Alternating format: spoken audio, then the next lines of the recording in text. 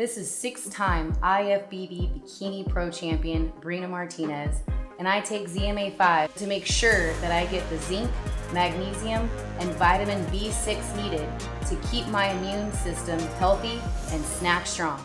Ryan, press the raise hand button now. We'll get started with Nolan King. Your line is live. Hey, Ryan, you spoke earlier about how you really wanted to avenge your loss against Lyoto Machida. Can you speak a little bit more on that? And then also, you got Vadim Nemkov in this tournament too. So do you feel like this is kind of the Ryan Bader revenge tour, so to speak? Yeah, for sure. Machida, I've always wanted to revenge that loss, Most importantly, it was a long time ago, and it's a great gauge to see, where I came from when I literally knew nothing striking to where I am now, and so when he came over to Bellator, that's one fight that I always had my eye on. And then Nemkov, of course, he has a belt right now and definitely want revenge on that, with the proper preparation for that fight and weight cut going in there. I feel like it'd be a different story. And so this whole tournament's awesome though. Great guys, tough competition, every single fight.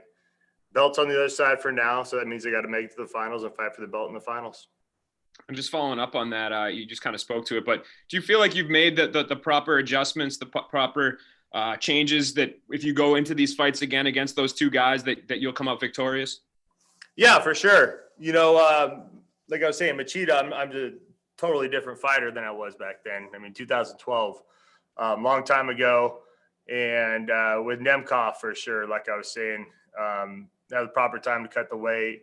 I felt flat. I felt just different in there last time. And right when I was in my own head thinking, all right, I gotta get this going. This is not going well. That's where I got kicked in the head. So definitely love to go back to drawing board and get that one back. And so both those fights, especially this fight coming up with Machida, I'm a totally different person. And last one too, I kind of overlooked at the Rumble fight too. Yeah, like I said earlier on the press conference, this is a redemption year, especially in this tournament. I'm not gonna get to fight all of them. I'm gonna probably get to fight two of them, potentially. So that's all I can do on my side. But this first fight in this first round is definitely one that I want back for sure. We'll take a question from Jacob Odelstad. Hello, Ryan. What's going on? Yes, so you obviously fought Lyoto Machida once before in 2012, like we've been asking. And what are the main things you learned from that loss, and what are your main improvements that you have done over all of these years? Yeah, with Lyoto Machida, one thing is you have to be patient, but you have to be smart about when you attack. And the first time I remember thinking, man, nothing is happening in this fight. And so I thought I was getting out of the way and coming in, with the strike when I really wasn't. I was just running right into him, So my patience got the best of me the first time. But I'm a better wrestler, better MMA wrestler, better striker than I was in 2012. Better fighter overall, veteran now, smarter, game planning, and all that stuff. I've got a guy that emulates Machida exactly in the karate world. And so, we're going to have some fun with this fight. I look to put the right amount of pressure on him and look to take him out. Dylan Bowker. Hey there, Ryan. Appreciate you making the time here. This might be a bit of a curious question to answer here, but I'm kind of curious if there's greater redemption to be found in avenging prior losses to some of the aforementioned opponents through this field, or in regaining the Bellator light heavyweight title, like which takes precedence? Well, I'm in a good position where I get to do one right off the bat and then the other later. I have Machida first round, and that's one, I've wanted to get back, like I was saying earlier, because I get to gauge myself and see how far I've grown from that fight when literally knew nothing in the striking department. And if I do my part, I beat him, and then, I win another fight, then I'm in the finals for the belt, and that side is definitely got some great fights, and who knows who comes out with the belt on that side. So I just need to do my part. In doing my part, I'm going to get my ultimate goal, which is get that light heavyweight belt back. Steve Jewin. Thank you, Ryan. Since you just mentioned that anybody could come out of the other side of the tournament with the belt, would it be frustrating to you if you got to the finals and it wasn't Vadim Nemkov? No, the sport's crazy, right? And that side too is you never know what's going to happen. Yeah, I would want to revenge my loss, but we're in it to fight to be the world champion and to have that belt. So whoever has that belt, I'm not going to be mad because that's going to be a tough fight no matter what between Phil Davis, Yoel, and Anthony Johnson. So it would actually bring some new blood into the division, and it'd be fun that way. But for me, the championship is the biggest part, and so that's what I'm focused on. And you talked about how in that first fight, your Nemkov fight, the first time it was flat because you had a problem with cutting and wasn't really going well for you. But were you surprised by how fast he was in there? Because he seemed to be circling you quite quickly. I was surprised with his footwork a little bit, kind of his in and out. I hit him with a jab early, and he kept, grabbing his eye and blinking and all that. And I got him a takedown, and then I just kind of, was flat with it the whole time. My footwork was terrible. Just fell off. It's one of those nights where, just to be honest, fell off. And I remember thinking in my head, you gotta keep slipping to that side, And when I was about to turn it around, and I thought that's when he threw that kick. It was a beautiful kick, set it up perfectly. So his biggest thing would be his footwork and how quick he could come in and out.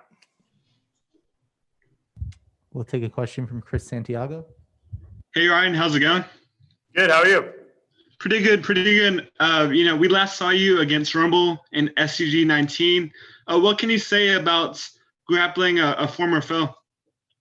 Yeah, it was fun. It's one of those things where, you get paid to go out there and not get punched in the face and compete, which is great. And I got, you still have those feelings going in there. And, Anthony and I were actually in the locker room, just joking around up until we went in there and competed, So it was actually good to get in there and fill each other out a little bit and have him feel my strength and in that grappling kind of world. And it was a lot of fun. And it was kind of a little build up to potentially something that might happen in the future. Awesome to hear. And, looking at the names of the tournament, it's a Shark Tank of talents. Is there any names that in there that were that surprised you were in there, or was there some names that you're surprised that they didn't make it into the tournament? The one Russian guy was I don't know him that well, Yags or whatnot. I have to do some studying on him, but I heard he's a very good fighter. I thought Musasi was going to be in there just from hearing stuff, but everybody else is pretty much who you would fill out that bracket with, the top guys and tough guys. And so not too many surprises at all. Donna?